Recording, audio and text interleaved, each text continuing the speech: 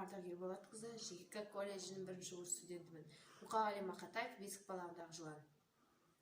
40-30 қырымен жиектегі, 40-дағы орақта ниеттері, шешем бөлеп, ұйықтатып бесігіммен, керегеге кетіпті сүйеп мені. Кетіпті өзі жылғаға су алуға, сусап келер әкемді суаруға, әкем байғыз орақта болса керек, мұрсасы жоқ күлуге қуануға.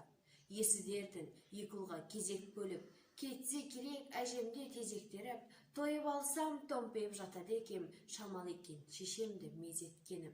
Жар салып, жасалмапты тойыманық, ағайын шабылмапты қойын алып, уыз емген бұзаудай жатсам керек, уызына шешемнің тойып алып.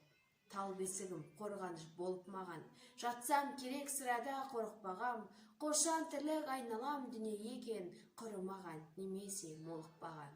Жатса, тұрса жармасып жерге үңіле, өстірлігін күйттепті елдеміне, сірә бір жан білмеймін қуандыма, бір қазақтың өмірге келгеніне.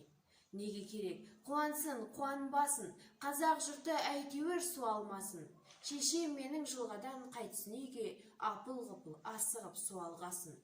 Асығыпты, ешнеге бұрылмапты, әлде неден жүрегі суылдапты, құлағына әлде кім сыбырлапты, әлде біреу мен болып шырылдапты.